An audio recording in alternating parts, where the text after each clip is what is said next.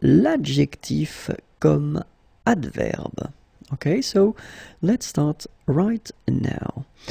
And it's actually quite interesting because normally we tend to think that, well, we will use adjectives like adjectives and only like adjectives, but in some cases actually it's possible to use these adjectives as adverbs. Okay, and so that's exactly what we will see in this video.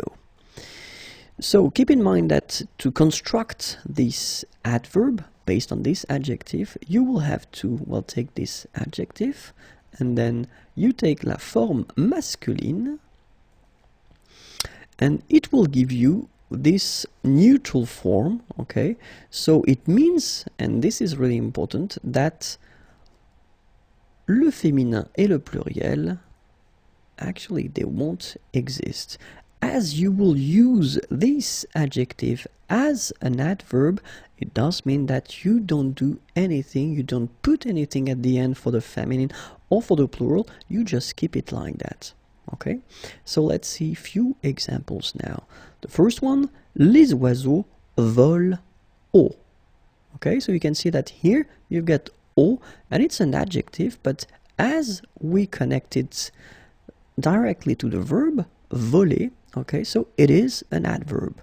All right, so it's an adjective that has been changed. That has been changed into an adverb. Okay, so les oiseaux volent haut. La rose sent bon. Okay, so exactly the same thing here.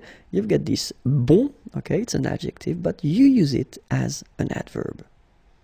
Even if la rose is feminine, you don't put anything at the end. You just keep it like that. Bon.